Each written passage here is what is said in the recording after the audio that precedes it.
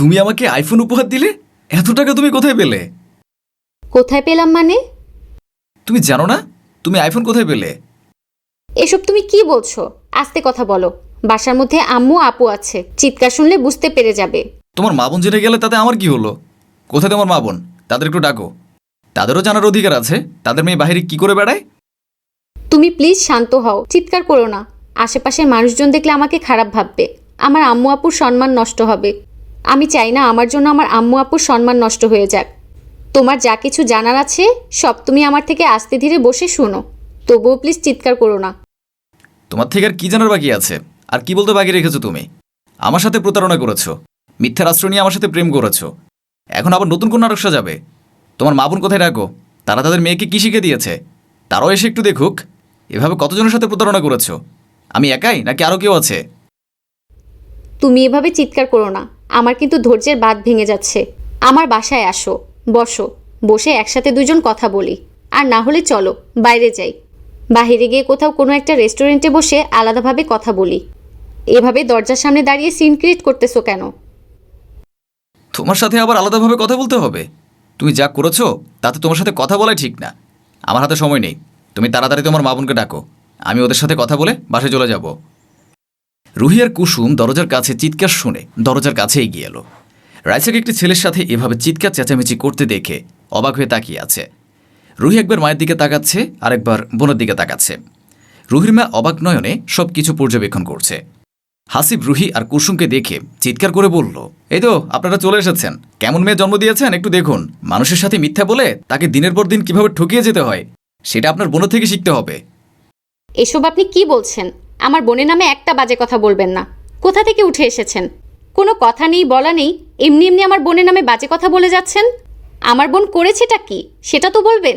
সেটা না বলে তার জন্ম নিয়ে কথা বলতেছেন, এটা কোন ধরনের ভদ্রতার মধ্যে পড়ে? আপনি আমার বোনের নামে মিথ্যা দোষারোপ দিচ্ছেন।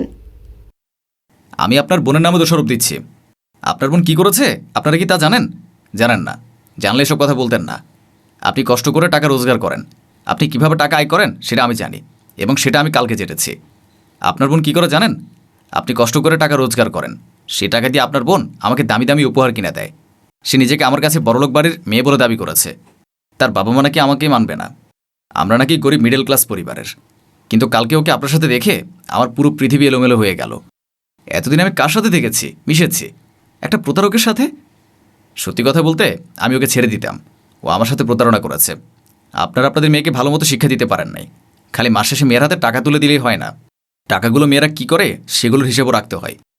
কেমন বোন আপনি যে ছোটো বোন যখন টাকা চায় সাথে সাথে টাকা দিয়ে দেন, কিন্তু টাকাগুলো বোন কি করে সেই হিসাব রাখেন না? কষ্ট করে টাকা ঠিকই রোজগার করেন, কিন্তু সে কষ্টের টাকাগুলো কোথায় যায়, হারাম কাজে লাগে না হালাল কাজে লাগে, সেগুলোর খেয়াল রাখেন না। এখনও সময় আছে, বোনকে ভালো হয়ে যেতে বলুন, আর এসব ধান্দাবাজি ছেড়ে দিতে বলুন। এসব ধান্দাবাজি করে জীবন চলে না। এই ছেলে, তোমার মাথায় কি কোনো সমস্যা আছে? ভেতরে পারিবারিক শিক্ষার কি খুব অভাব? ভদ্র বাড়িতে এসে কিভাবে কথা বলতে হয় জানো না? তুমি আমার মেয়ের সম্পর্কে এসব আজে বাজে কথা বলছো কেন? তুমি যখন এত ভালো, তাহলে তুমি কেন মানুষকে বাজে কথা বলছো? তখন থেকে আর একটার পর একটা বাজে কথা বলে যাচ্ছ। কিছু বলছি না, তার মানে এই না যে আমরা বলতে জানি না। আমার মেয়ে যদি কোনো ভুল করে থাকে, কোনো অন্যায় করে থাকে, সেটা তুমি আমাকে বলবে। আমি আমার মেয়ের অন্যায় শাস্তি দেওয়ার চেষ্টা করব। তুমি সেটা না করে এভাবে বাসার সামনে এসে চিৎকার চেঁচামেচি করছো, লোকজন শুনলে কি বলবে? এটা ভদ্র একটা বাড়ি, এখানে চিৎকার চেঁচামেচি করে কথা বলতে পারবে না। তোমার কিছু বলার থাকলে ভেতরে এসে বলো। মা, তুমি রেগে যাচ্ছ কেন? ছেলেটা কি বলতে চায় তাকে ভেতরে এসে বলতে দাও। আমাদের সত্যিটা জানতে হবে, রাইসা সত্যি ছেলেটার সাথে বেইমানি করেছে কিনা এটা আমাদের জানতে হবে না? ওর জন্য একটা ছেলে আমাদের পারিবারিক শিক্ষা নিয়ে কথা বলছে, এটা মেনে নেওয়া যায় না। মা, তুমি ভেতরে আসো, তোমার যত কথা আছে বলো। বলে রুহি হাসিবকে বাসার মধ্যে প্রবেশ করতে দিল। হাসিব বাসায় প্রবেশ করে গম্ভীর হয়ে সোফায় বসল।